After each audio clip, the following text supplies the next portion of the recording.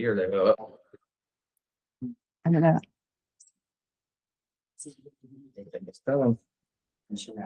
Guess who's here? Everybody give it up for Quentin. Just joking.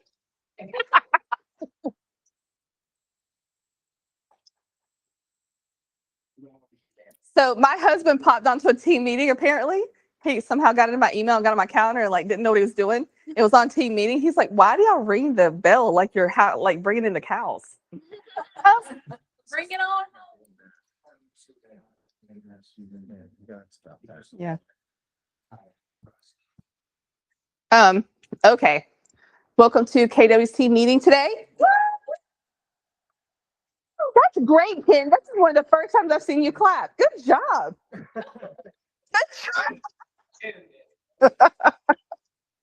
I love that for you. All phones up. Right? You know the drill. We will invoice you. You will be in my office complaining because this happened a million times. I'm not going to remove the fee. So yes, so we have, so you put your phones away during team meetings just so we can all focus. No phones ringing. If you got to take a call, you step out.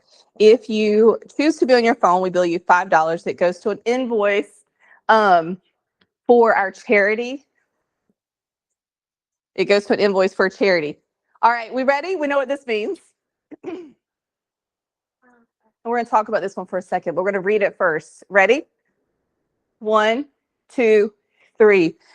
I've missed more than 9,000 shots in my career. I've lost almost 300 games, 26 times been trusted to take the game winning shot and missed. I failed over and over and over again in my life. That's why I succeed. Gary Keller says, fail,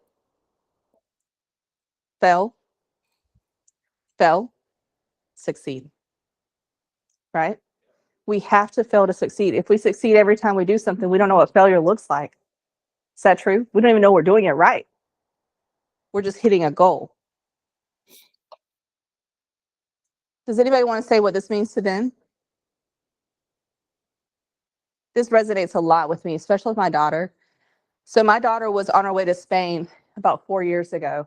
She'd been recruited by Barcelona to play soccer. She's a D1. She was top 15 midfielder in the region. And she tore her first ACL. Detrimental, right? As a mom, I had failed. I didn't know. I didn't have her enough strength training. I pushed too hard. Didn't know where I went wrong. I went and talked to her trainers. I mean, we went hard. Like it was soccer in the morning, soccer during school, soccer afternoon. It was training, strength, education, mental balance. She had like mentors. I thought we were doing hitting everything, right? This was her goal. This is what she wanted to do. And I wanted to be able to do it for her, right? It was a goal of mine. I pushed harder in real estate to help her achieve those goals than I had ever pushed in real estate because I had to pay for it. That's real, right? So we got her back. She's like, not a problem. I'm going to push, I'm going to come back stronger. And she did. Then she became top 10 midfielder, signed the contract in Spain, on her way to Spain. I was ready to let my 15-year-old move to Spain on her own and live to play soccer on a team, a national team in Spain, right? Who wouldn't, right? She tore her next ACL. She tore her next ACL at a high school game that I had begged her not to play because why play high school? Why play high school? But she wanted to because it was fun, right? Club was no longer fun. Club was, I'm MLS Next, I'm ECNL, I'm this. It's no longer fun.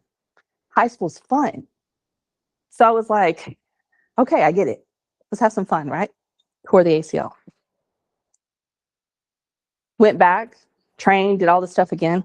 She's like, I'm gonna come back stronger. I was like, I believe you. Doctor was like, don't do it. Don't do it. Give it up. Don't do it. She went back on the field. She was playing club. She went back on the field. She was playing with a club out of Cumming. And I remember her telling me my stomach hurts. And I remember looking at her and saying, don't take the field today. This is a Saturday morning. And it was raining. She said, I have to. I'm captain. She's captain everywhere she goes. She's captain. Right? Took the field. I heard the girls on the other side talking about her. I saw the girl come at her. She scored. And I heard the girl saying, "You won't score again." I heard her. I yelled to the coach, "Get my kid off the field." Before I knew it, the goalkeeper, I came out the goal, knocked her down. The other girl came the other way, tore her ACL again. Third time. 3 times within 4 years. 3 knee surgeries before you're 18. Tell me that's not tough. So of course my mind goes to, we're going to turn to sex, we're going to turn to drugs. How do I keep her away from those things? How do I do more as a mom to keep her focused, right? As any parent would. We're no longer worried about soccer. I'm worried about life. Hardest battle of my life. And my husband's over like, "Don't worry, like it's all gonna be fine." I'm like, "Oh my God," but I know how that feels to lose something that meant so much to you. You had a contract that you had signed that they were gonna pay us $400,000 to move before you're 16, right? So she looked at me one day and she said, "I know you're worried, but you don't have to worry. I'm not going back to soccer. I am going to become a physical therapist and I'm going to help other people." She said, "I can't do this anymore." And it broke my heart. She said, "I think you want this for me more than I want it now. I can't do this anymore." She said, "I get that you push. I get you're an achiever." And I was ready for her to take the seat. She just said, "No, I was ready. Don't go back on the soccer field, ever." But she told me that. And she said, "Quitting soccer doesn't mean I failed. Quitting soccer means I'm walking the path that God intended." So my 18-year-old had just helped me realize that not every path is one that we have to complete based on what we want, right? So it takes a lot, and sometimes it takes other people speaking, and that's why we bring speakers in here to help pour into each of us so that we can take the nuggets away and apply it to our life. Does that make sense? But we all fail, we just hide it. We hide it. Does that make sense? And if you look at my daughter right now, you would never know. She doesn't complain. You will never hear her speak a negative word about anybody. She just doesn't do it, right? But she will tell you when you're talking negatively about something or somebody. She'll say, "Did you do it any better? But could you have? Could you have helped them get ahead?" Right? She can't stand it because she knows what it feels like to be talked about. So we have to be mindful, and we have to know that we're going to fail over and over and over to succeed.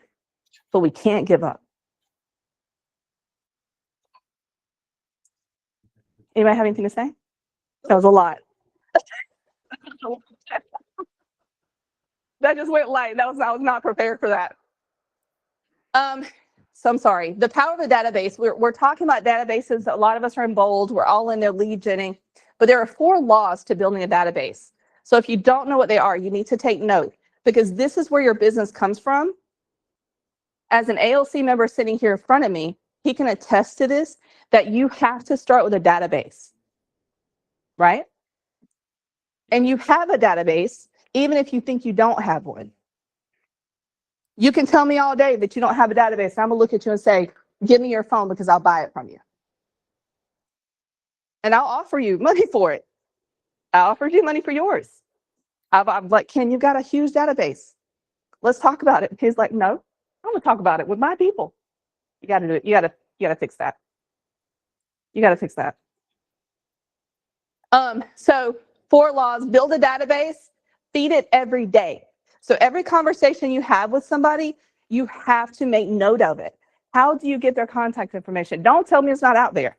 Because if I go talk to Brianna Lee, I'm gonna hook her up on my, I don't know, your Instagram or whatever it is, Facebook. You're gonna feed it every day. You're gonna communicate in a systematic way. So you've gotta have a touch system, okay? Then you're gonna service all the leads that come your way, whatever that means. But you have to have a system, okay? Does that make sense? Does all of those 4 laws make sense? Sheena? And the best system that's already in place that we already paid for is command. Yes. Upload your contacts into command, right? Communicate with it in a systematic way, put them on a smart plan. But Lord, tag them up front. So you'll know who you're talking to. Is it a hot lead, a cold lead? Is it a buyer? Is it a seller? Who have you talked to? And tag it, because I know now that I've done a lot of transactions, Bree will tell you, well, I don't know who's in your database as an agent, a buyer, or a seller, because I talk to a lot of agents, right? And I teach to a lot of agents. So now I have to go into my database and tag the agents, which if I would have been doing that at the beginning, we could just make our calls. But we can't. Ken has that issue too, because we've closed so many deals and we put these people in our database, but they're agents. Now, where we lean into that is building our downline and our profit share, right? No conversations wasted. It's just, how do you have the conversation to pull them over? Does that make sense? Okay, so you're going to need this as you're going into business planning clinic. Okay? You got to know the laws. There's only 4. It's simple. Everything in real estate is simple. Okay, we've seen this. If you're new, you haven't seen it, you need to take a picture, because in about 6 months, this will make a lot of sense. When you capture your lead, it goes into your database, becomes a lead with their permission, becomes a contact later on, and then you nurture, right? We can spend about an hour discussing this and how this fits into your system, but I won't. But if you read the MREA and you go into the lead gen, you can pull this. So you can understand 19 to connect, 1 to cement, 36 to convert. You need to know those conversions, 19, 1, 36. It's kind of like when you're talking about how many calls do you make, how many is it going to take to get to your appointment, right? Once you start making them. Are you good? Okay. How many calls is it going to take to make an appointment? What does it look like? What does it sound like? You don't know until you actually start doing it, right? How many conversations does it take to land an appointment? That's it. That's the foundation of lead gen.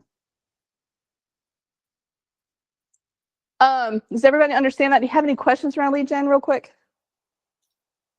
You've got to have the conversations. It doesn't matter if it's on the phone. It doesn't matter if it's in the Walmart parking lot, in your neighborhood. It doesn't matter, but you got to have the conversation. Okay? Yeah.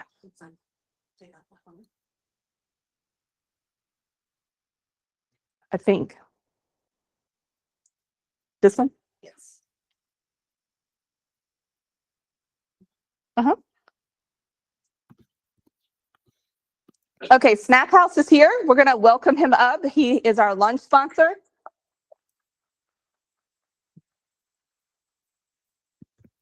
And they are the industry's kind of profound real estate people that take all of the photography across the board, is what I understand. Good morning. Here, do you need this, the clicker thingy? Oh, yeah, please. Okay. Okay, so who has heard of Snapchat? Well, me. Is the largest producing videography and photography in North America. I'm 1 out of 75 franchisees across the US. They have some quick statistics. So this is from the company statistics saying that 61% of the listings that use professional videography, photography, get used more. If you don't have, which I see nowadays, a lot of people trying to spend on $90 or $100, they take the pictures with their phone, they stay longer on the market. Now, 90% of the home buyers, they always think the photos and the 3D Matterport, which is a walk through the house, are the most important features that they could do to market their home. Now, this is the interesting part. Any home buyer, this is the statistics again from the company, spends about 124 hours trying to find a home. Out of this 124 hours, 98 online versus 26 actual viewing, meaning almost 80%. And this is why it's important for you to look nice as a picture, from the beginning. The minute he sees a picture that is interesting and nice, he will be interested. If he sees a phone picture, look at, and you know, he's gonna scroll. We've done small studies about other companies. We found they are expensive, inconvenient, slow, and poor quality. We have basically 3 packages in our company. But if you don't like any of the packages, you can create your own package. So it's a la carte. You can add on things and make it on your own. Now, a lot of agents like the medium package, which is called premium. It's $199. That gives you 50 pictures, video, and a 3D Matterport. So we love that. We love that. You know, brokers swore to me they were paying almost $600 for this. So, of course, since Stamp House is the largest, it's got a database and it's got a unified website that you have to go in and book. So it's very systematic. They work in a very systematic way.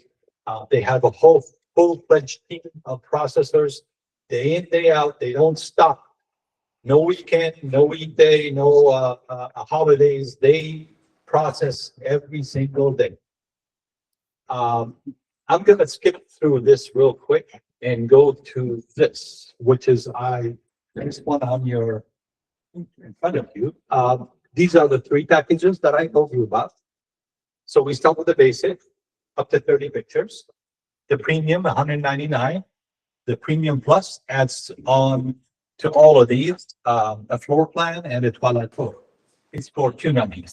And all the rest are add-ons. If you don't like any of the packages, again, you can create your own package. So a lot of people say, I want to do a basic with an air. And that's their own package, you know? Now, the nice thing about these packages is they're all declutter free, meaning all the pictures that you get are digitally decluttered for free. You get the pictures, you don't like, you forgot something like this on the table, or even a whole furniture. You want to declutter the home. We told the agents, don't worry about it. Don't break your head, because we always see this problem with the agent and the owner of the house trying to, you know, if the house is not prepped, they cancel, they postpone. We tell them, leave everything. You can always declutter it later on for free. That's one. Second of all these packages come with a turnaround of next day before 10 a.m. These are, not to interrupt you, but these are some of the best prices I've seen. Yeah. Yeah, for what you're offering. I love it. And the reason why we're offering this is that because we deal with volume. Yeah. So I'm out of 1 out of 75, throwing in 5 jobs a day. Can you imagine 75 people? How many jobs a day they're processing? Right. So it's all about volume without compromising the quality. So, of course, we have more than these. If you go to our website, we have 2D, 3D floor plans. We have something called, we have voiceovers. We have something called intro outro for realtors who are not shy to be in front of a camera and they want to connect with their customers. Mhm. We have something called rendering, 3D rendering. This is for pre-construction, or you know, if you have a plan already for the house or building you want to build, we can do pictures and videos for you.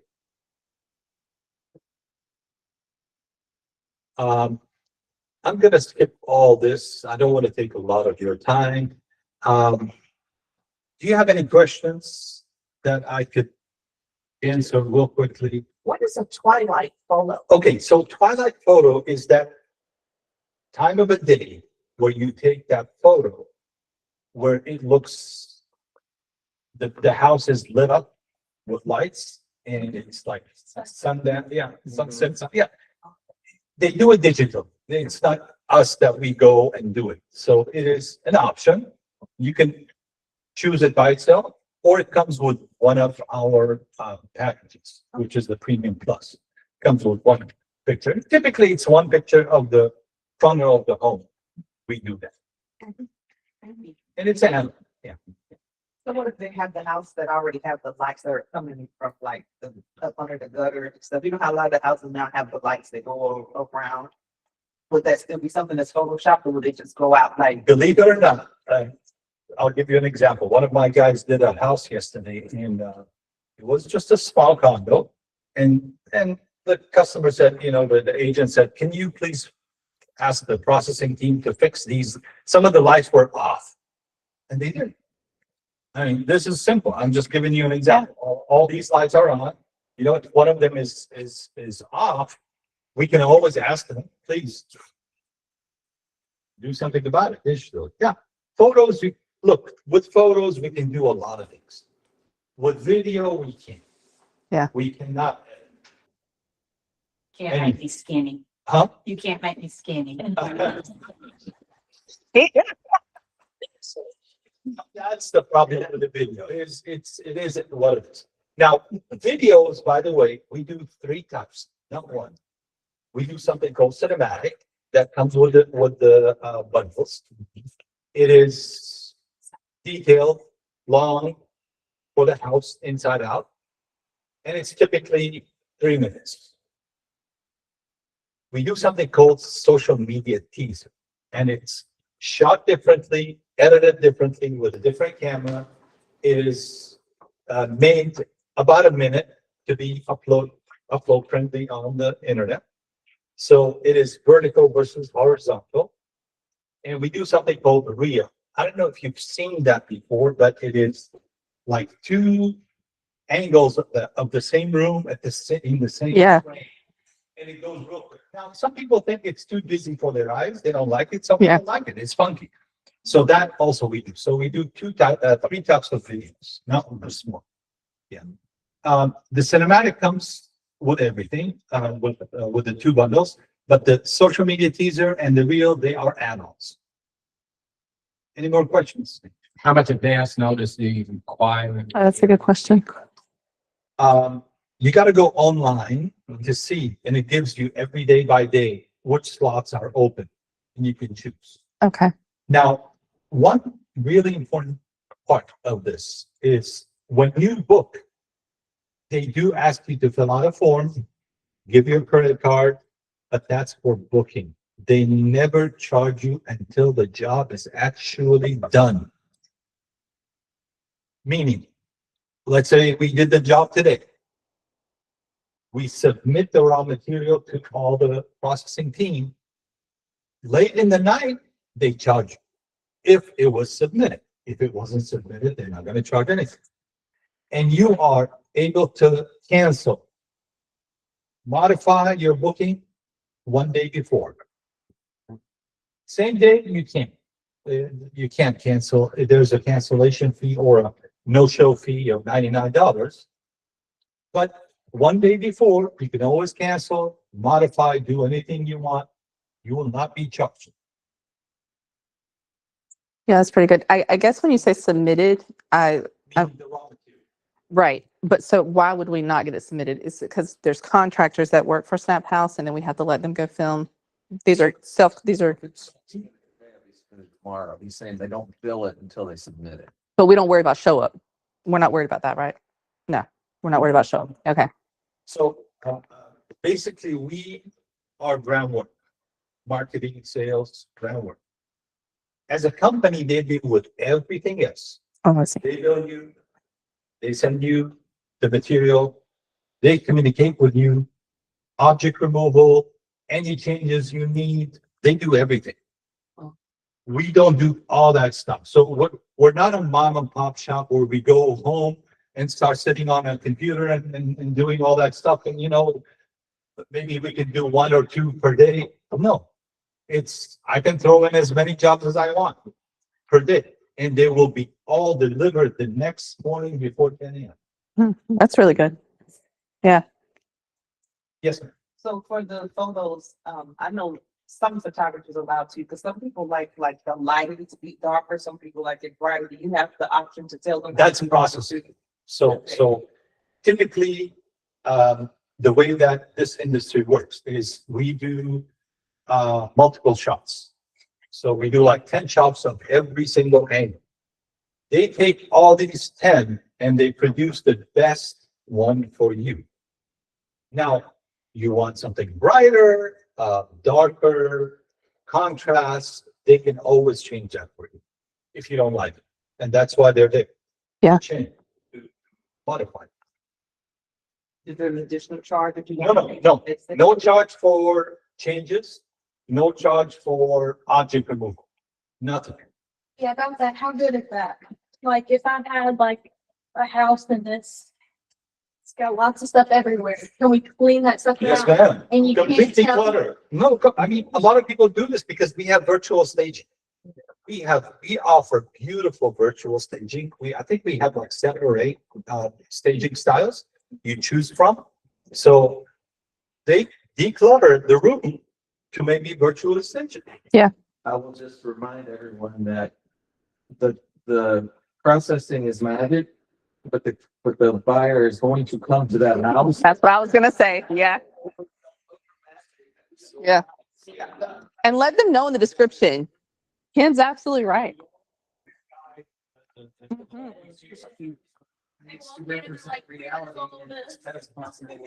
Right. Yeah. Here's a great example of decluttering. The toilet seat is up. It does not need to be up. Be down. They missed that, like, oh no, the toilet seat was up. Can you get that out of there? And they'll be happy to fix it for you. Yes. So with all the changes. Yes, that ma'am. you made, Yes. does that delay the turnaround time? You get the first pictures when you ask for changes, modifications, object removal.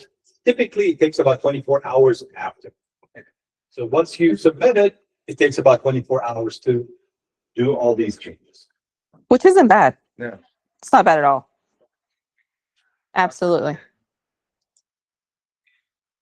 I thank everyone for giving us that. I have another question. Yes, ma'am. And it relates to. Yes, You guys mentioned the, let's see here, dedicated property website. Can you kind of speak to that just briefly? Okay, so with all the jobs that we do to you, any job that we do for a home that you ask us to do, they give you a link, like it's called a website. But we have something called branded website. So we have a regular website. It's just a link that you could share to people. And it's got a QR code where you can print that QR code and put it when you're selling a home, you have your sign, I assume. You can put that QR code on the sign where someone is passing by, they can scan that QR code and they can see anything we've done to you for pictures, videos, Matterport, Oh, whatever it is. I love that. You said anything that they've done for me that's in your listings or? No, just that specific. Yeah, so that link that you're talking about, the website is specific for that property. We have something called branded website that includes your headshot, your logo, company, whatever it is, information that you need for that. So we do that too. There's nothing we don't do as a company. It's all the services. Yeah. Are you gonna be around? Yes, ma'am. So I'm gonna be around. Hopefully you will enjoy the lunch that we're offering. today. Which is what? What's it's just good. And please, if you have more questions, I'll be there. Oh, absolutely. And there's some small giveaways if you'd like, you're most welcome. Not free. Well, I appreciate it. I think this was very valuable.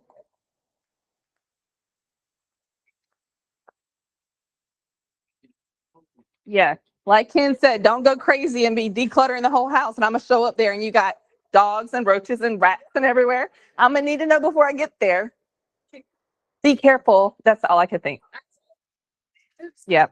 But it's sold. If you price it right, even if it's cluttered, if you price it right, we're good. All right, guys, let's hone it back in. I think I need some batteries. No, not now though. No, I'm fine. Oh, there it is. There it is. QR code. This is his QR code here if you need it. I think it's in front of you too. It's right here. It's there. Crystal is is everywhere. All right, guess who's up next? Before I give him the clicker, guess what we're going to start in November? Ken doesn't know yet. What I'm going to start in November, and Ken will be a speaker at some point, so will all, other ALC members. I don't have a witty title for it yet, but it's going to be Coffee with Shannon or Morning Talks with Shannon, where we go over stats and numbers.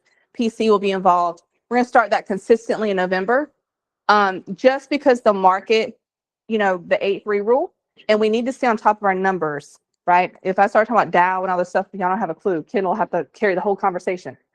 But we are going to start that in November. So we're going to see how that goes. We're going to run it for 6 months. I'm sorry. So in real estate, the 8-3 rule is you have 8 good years of real estate, right? Whatever good means to you. Then you have a shifted market of 3 years and you roll out of it. We're already talking about this. Yeah. Well, we got some new people in the room, right, Ava? No, I So- mean, I'm going to go over that in about 5 minutes. Ken's going to go over the 8-3 rule. There we go. So I won't go into it then. I'm sorry. So welcome, Ken. Wonderful. All right. Thank you, everyone. All right, we're going to get straight to the stats. And we've changed it up a little bit because we actually had a pretty good change in September. If we'll start with the Rockdale one, I need to play with my formats a little bit. But essentially, if you look at September 24 and September 25, we went from 68 sales or 68 contracts written in September of 24 up to 82 contracts written in September of 25. I've also added in the August of 25, which was 60.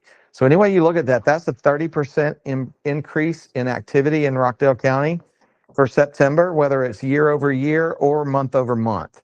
That's exceptionally good. That's the first time that we've seen a substantial change in the number of contracts written.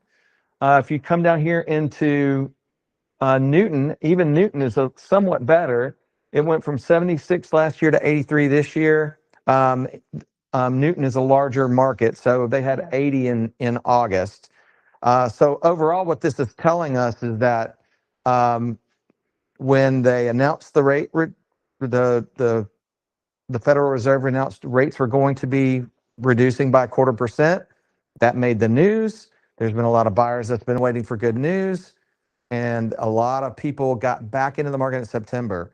How many of you guys saw increased phone calls, increased activity after Labor Day? Absolutely. We did. Is that normal in the Atlanta cycle? No. No. It's pretty normal that we really push hard. And then when school starts and the summer's over, we have a little bit of a slowdown, and then that picks back up when you get to the October, looking to try and be under contract before the holidays start. So our normal cycles is very dead from December all the way up until February, and then March it starts getting nice, and from March to May you're just crushing it. It's when it's the most busy, and then June, July, it's kind of you're trying to close all the deals and all the people are trying to get in before school starts, and then you have a little bit of a breather in September, and then by October all the way to the middle of November you see increased activity. This year we actually have accelerated that, and I think it has to do with our market is down because people are sitting on the sidelines. Having that, the rate information making the news has changed the people's perception, especially on the buyer side.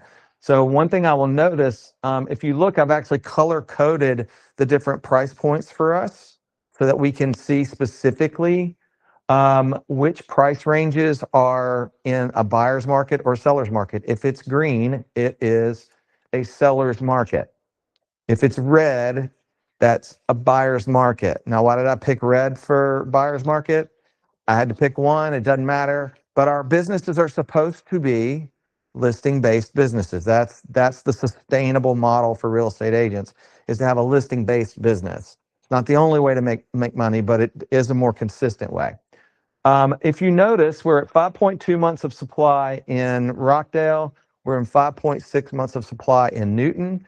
Pretty much in both of these, anything over 350 to 400 is basically a buyer's market. So what does that mean for us? It's very competitive below 350.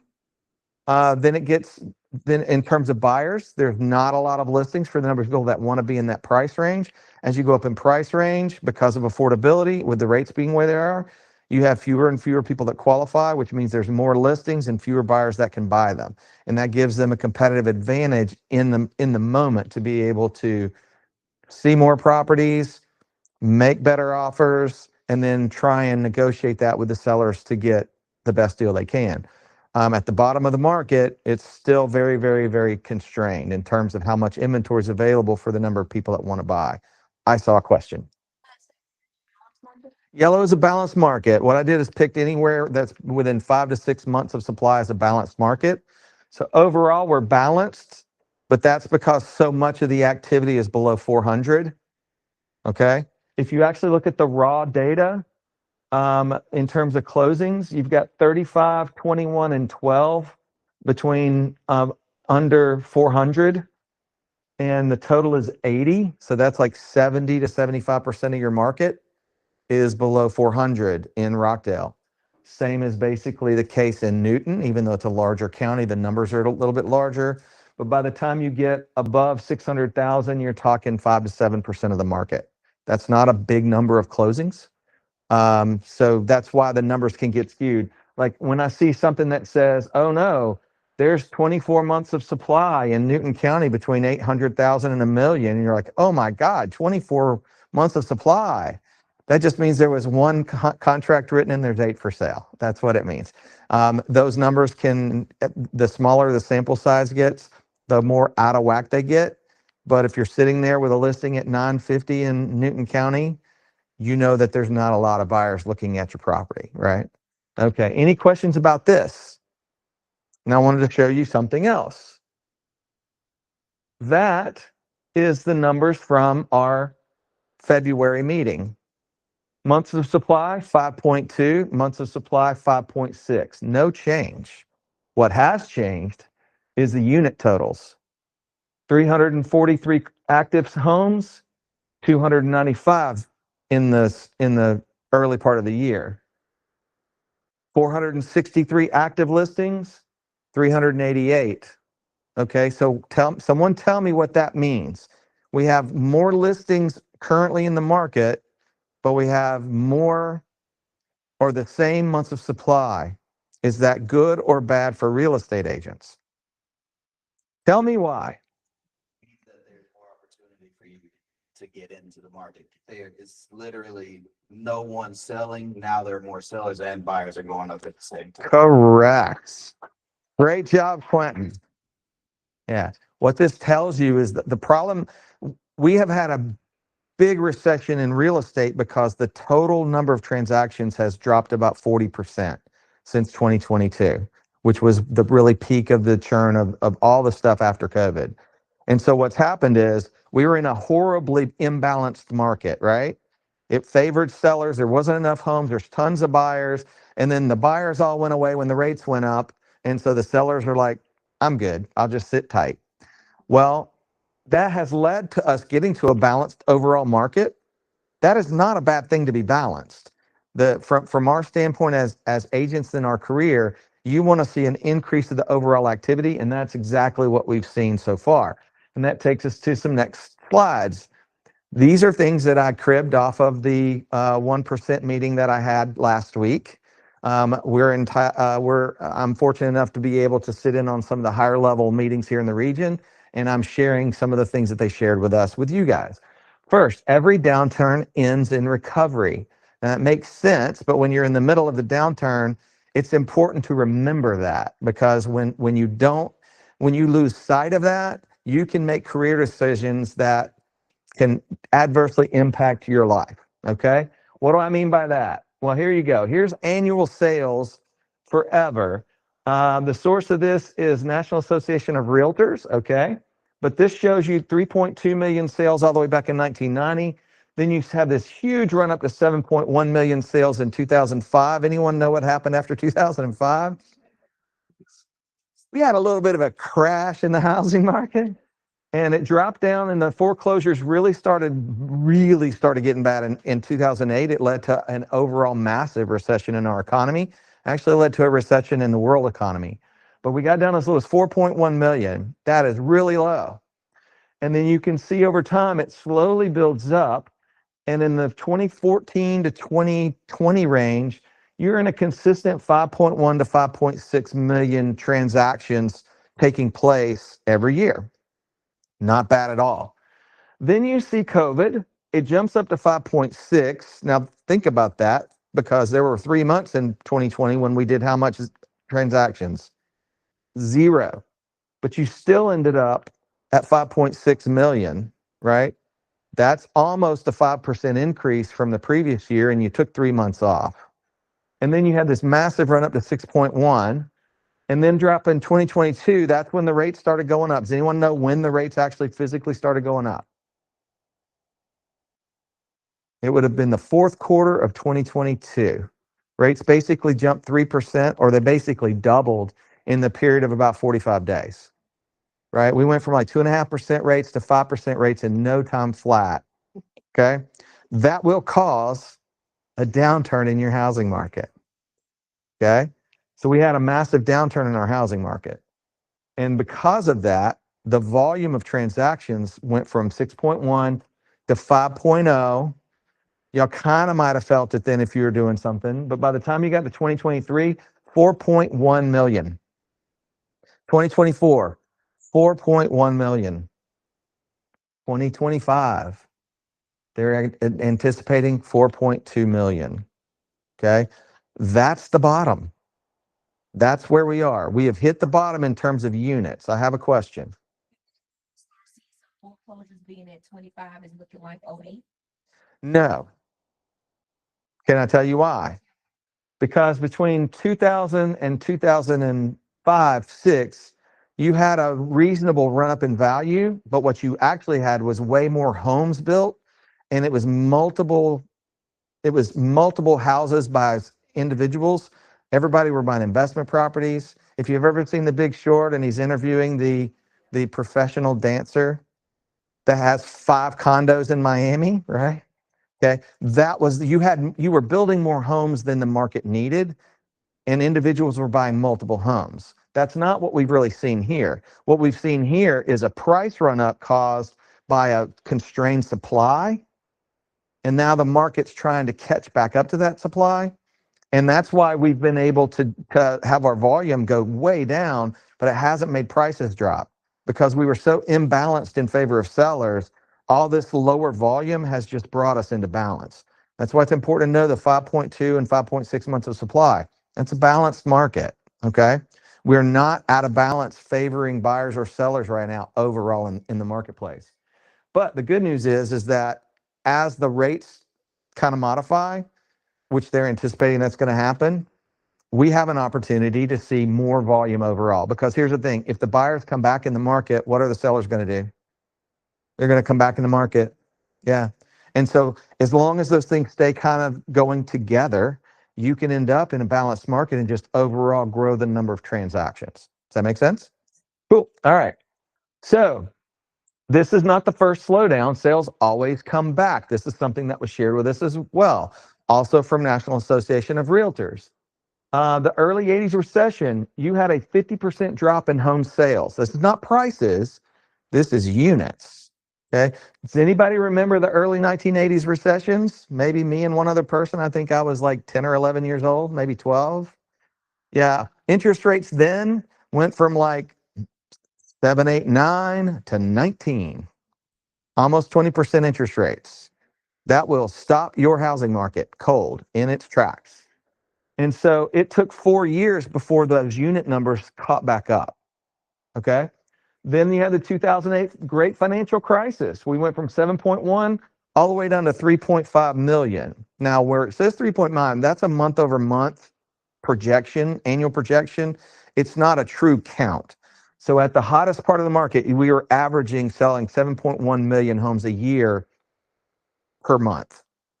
Got down all the way to 3.5. That was a 51% drop. It took 3 years for that unit volume to catch up. But the difference here is the recession was caused by interest rates and affordability. And so when it caught up, it didn't cause as much of a drop in pricing. it just stopped the volume, and the builders were able to keep up with the volume to keep those prices. They were going up, but they weren't going crazy.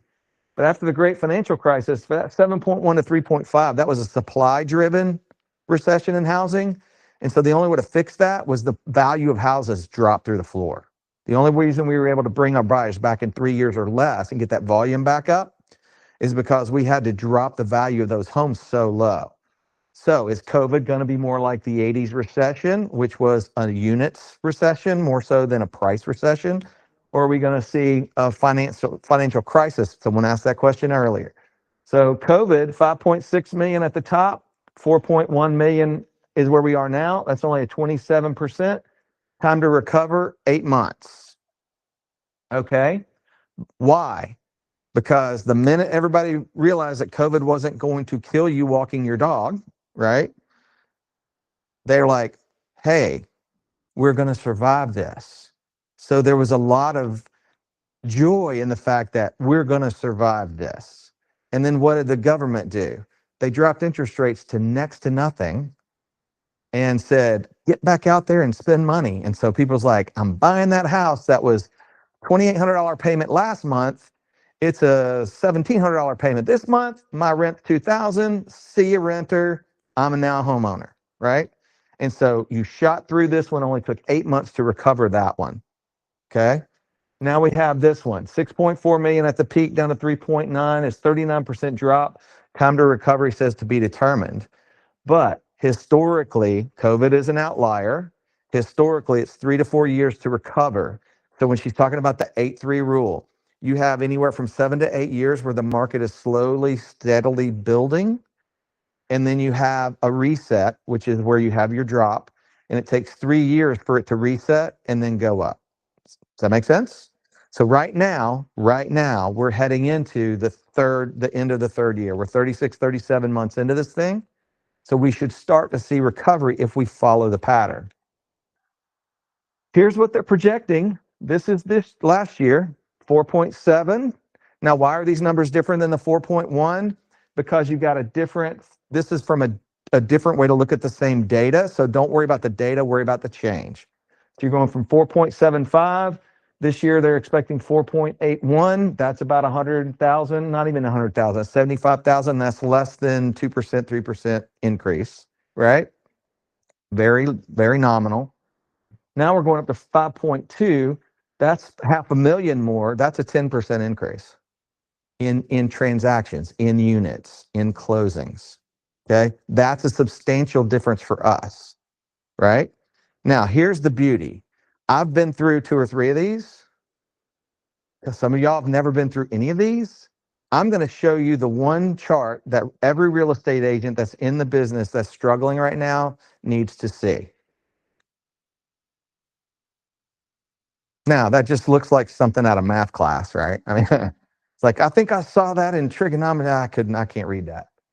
What you're seeing is, this is a timeline, right? So what you see is the income of agents starts going up. And the minute agents start making more money, what happens to people in real estate school? Those numbers go up. Hey, I want to be a real estate agent. My neighbor made $60,000 and I know them. I'm better than that. I'm going to get in the business. So the number of agents is responsive to the amount of money that can be made in the industry, right? So as the market goes up, the number of agents comes up. And that's okay because the overall income in the market keeps going up until you hit a peak. And what comes first, the peak in agent count or the peak in income before the drop? Income peaks, and then all of a sudden it starts to dry up. And then those monthly dues keep coming. Oh no, it's January. I have to pay my NAR fees. Oh no, I've got to have insurance. Oh no, what am I going to do? And the number of agents starts to drop out. Okay. The whole point of this, from the time you reach the peak until you start on the way down and before the agents start realizing, that's called survival. It's all about staying in the business. Why? Because when you hit the bottom, what's going to turn around first? The income's going to go back up or the agents are going to go back up? Income always goes up first. Here's what they told us in this session I was in. In 2011 was when we hit market recovery in Metro Atlanta. Okay, the recession, the crash, the worst of it was 2008. By the time we got to 2011, especially more on the north side of town, because down here it wasn't until 2013. I'm just telling you. But down up there in the where most of the population of Atlanta lives, the recovery started in 2011. 2011 was also the single largest drop in agent count in the metro area we've ever seen. So as the market started to improve, that's when the most agents left the business. And I must say thank you, because that made a whole lot more for me. Okay. If you can survive to here, and I'm pretty sure we're here, 2026 should be on that upswing. Now is the time to stay with it, get busy, because it's coming. Let me show you a couple more stats to get you to the place where you can understand why it's coming. Okay. This is a little chart talking about 30-year fixed rate mortgage rates. Buyer demand, if rates go above 7%, you have weak buyer demand. Do we agree with that? Anybody remember the beginning of 23? And the end of 23 and the beginning of 24, when rates were hitting 7.5, and we're like, man, if they go to 8, I'm just going to have to quit, right? It was bad. Then we've been sitting in the 6.5 to 7 range for quite some time. But it's been coming down a little bit, not really anything. It go up a little and down a little. Been a lot of drama in the markets, right? A lot of drama in the world, right? A lot of drama in our politics, right? Well, then what we've finally seen is rates starting coming in September. We've dipped back under 6.5% for that Fannie Mae average rate. Surprisingly, it coincides with a lot of buyer activity in our markets. Shocking, right? Okay, so that's good. Let's talk about, this is next level right here. This is the 10-year treasury yield against the 30-year fixed rate mortgage. How many of you guys have heard the Fed funds rate in the news?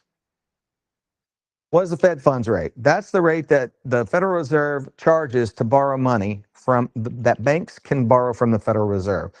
You don't need to know why they have to borrow money from the Federal Reserve, but sometimes cash flow requires that they can come in and borrow a little bit of money. It's usually an overnight rate. They borrow it, they balance their books tomorrow, they get their money in and they give it back, whatever. It's payday loans for banks, basically is what that is, okay? Mortgage rates do not follow that.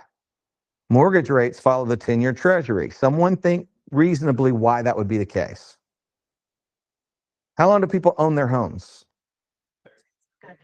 7 to 10 years, right? Okay.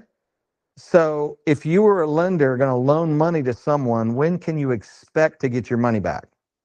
7 to 10 years. So if I want to know how much money I can make versus how much money it costs to borrow from the government, a 10-year treasury is a pretty good benchmark for me to know where my rate should be put, right? Does that graph look pretty dang close? It does. So the blue line is the federal 10-year treasury rate, and the green line is the average mortgage rate. That's the amount of premium that you pay, right, to your bank for not being the government. The government gets the low rate and you get a little bit higher rate. But this is the trigger right here. Here's what's interesting. Yes, ma'am. Sorry, the y-axis, is that the rate? Yeah. And this goes from 1971 all the way to 2025. That's the timeline. But I mean, you're talking 50 years of timeline. That looks like a pretty stable. Can you almost bet the house on that staying somewhat together? Yes, you can. Is it the rate that's on the vertical axis? Yes. The rate is on the vertical axis. So it goes up and down, but they're married. And I'm not talking like sort of married.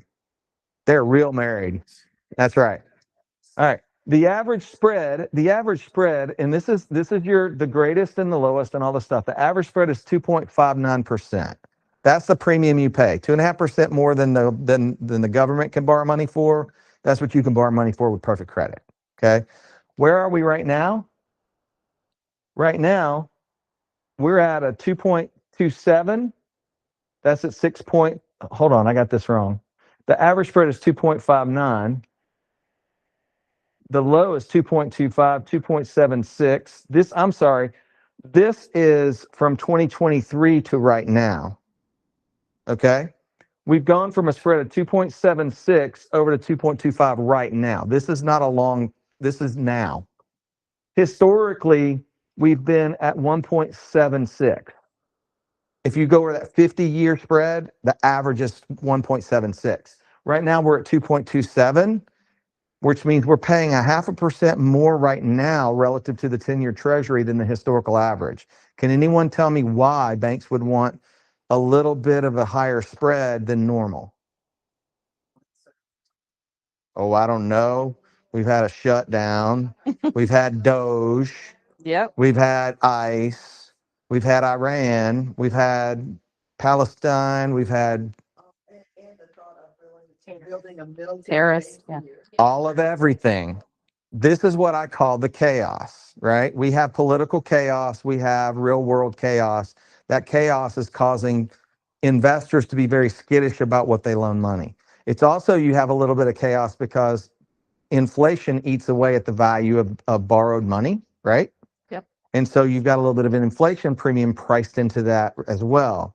So what this tells us, if we're at 2.27 at 6.36, which is kind of where we were at the beginning of September, if we can get it back down to the historical average, what would that make the rates be right now? 5.85. We're real close. Like the economy and the 10-year treasury says we should be below 6%. The chaos is keeping us slightly above it. But if any of that chaos just settles down a little bit, you're going to see those rates come down, even if the Federal Reserve does nothing. Okay. We're not dependent on anything other than just have a nap. And you can see those rates come down and give people confidence, right? So there you go. Any questions about all that stuff? Did I lose anybody somewhere around treasury rate? If you did, go to a mastermind. There you go. Thank you very much.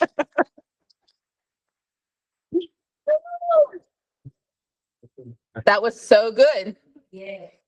That was so good. These are the things that we talk about in our ALC meetings, top 20% masterminds. We go over all these things. You guys should be striving to be in those meetings. There's top 50 masterminds, top team masterminds. We talk about these things on an elite level, right? Because most of us have a lead gen system down, so we're funneling in the business already, but we need to understand the market on a different level. Does that make sense? So if you're interested in all that, see Sheena for the next mastermind so you can get in on it. Sometimes you can't. Sometimes it's just the top 10%, top 20%. But then sometimes Ken will say, let's allow the brokerage to come in. So we'll have to see where it sits on the calendar. I'm not sure what the next one is. But that was good, really, really good, valuable information. And all I could hear was market share. I'm gaining market share. I closed one. I'm going to close 6 because I closed that one today. Does that make sense? Am I right, Ken? It's encouraging. It's encouraging. Here's the thing, if you can get to a place where you're doing 6 a year in a market like this, you can do the same things and get to 9 a year when the market naturally carries everybody Yes. up. Yes. If you're doing the work, you got to do the work. Okay. What's happening at KW? A whole lot. All right. Lead gen, consistent lead gen every morning at 9 a.m. Tuesdays right now are live. We're going to kick off Tuesdays and Thursdays live. Tuesday will be with Tawny and Thursdays will be with me in November. I do want to in the building, right? So online and in the building where we can make sure that we're here monitoring, answering questions, going over stats, whatever it is. I do want to pinpoint some things. I've heard a lot of positive around this lately. I know Q, I heard you got an appointment the other day at Legion. Was it 1 or 2? One appointment. So if he converts that appointment, is it a listing or a listing? That was through an hour to 2 hours of consistent lead gen, right? So let's give Tawny a round of applause for that.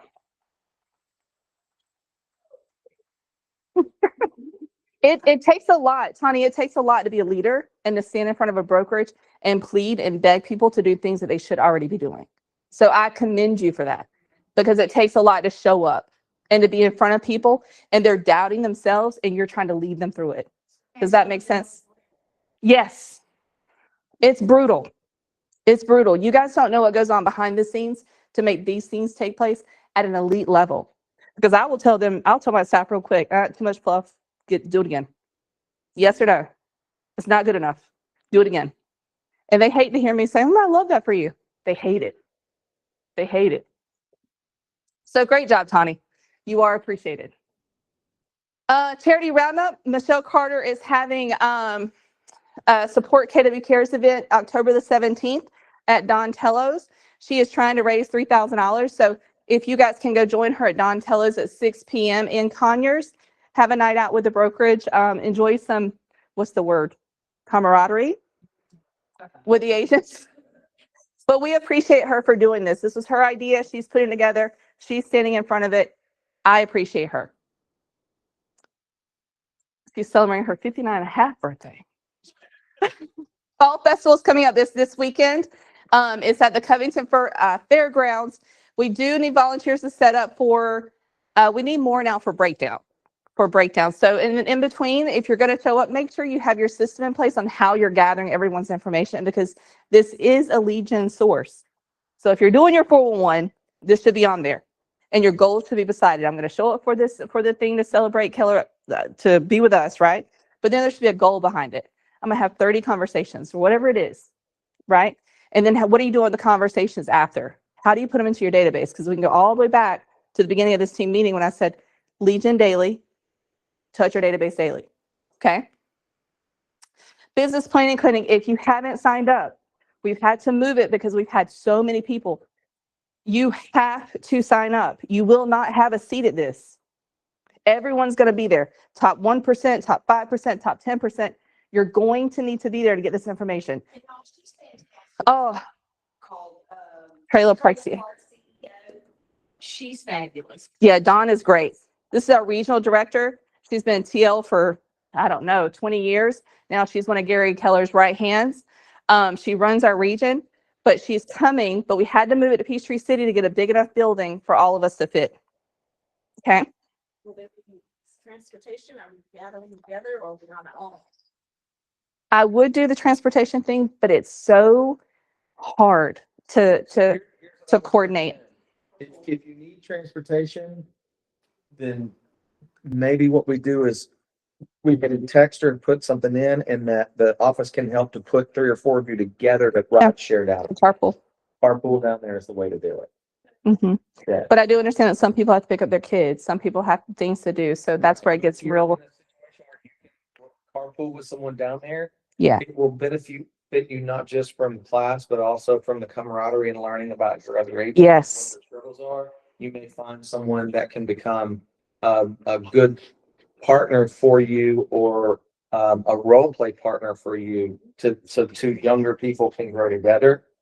Those are the way you build connections. Absolutely. Those conversations are. It's not usually in a class. It's usually after class, 2 in front class, Mhm. lunch after class. Yeah. Yeah, list of names. Yeah, if you scan this QR code, I'll get a list, and then we can send out a text. Maybe let me figure out the system around it. Let me get with somebody and figure it out.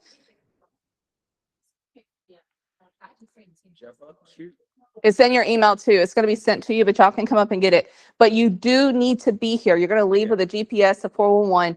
This is going to make 2026 clear. Okay? You need to hear the lingo. I don't care if you haven't read Shift or MREA. Please read it. But if you haven't, you still need to come. You need to be here, because when I start saying, have you done, did you do, did you go, and you say no, now you're like kind of back here. I'm trying to get you up here for 26, right? I think it's free. From what I was told, it's free. This whole event's been sponsored. Normally we charge, but this whole event's been sponsored. So please sign up. Please go if you can. Does everybody have this? It's in your email too. Okay. All right. Enter to win the $1,000 gift card. I'm running out of time. Tickets sell September 30th through October the 15th. Each ticket is $10. If you purchase 10 tickets, it's $85. So you're actually, it's benefiting Keller Williams, our charity Cares for Kids for this office. Okay, so all the money raised is for this office. Let's just leave that one up. We can. Sure will. Family reunion's coming up. Guys, get your tickets. I can't wait. It's in Atlanta. And that's it. Go back on the TikTok. Yeah. Y'all put me through it with that every week. Final total on the boat. We will today. Okay, good. We will today. Awesome. That was a great team meeting. Guys, lunch is in the hallway as normal. If you have questions about numbers, please see Ken.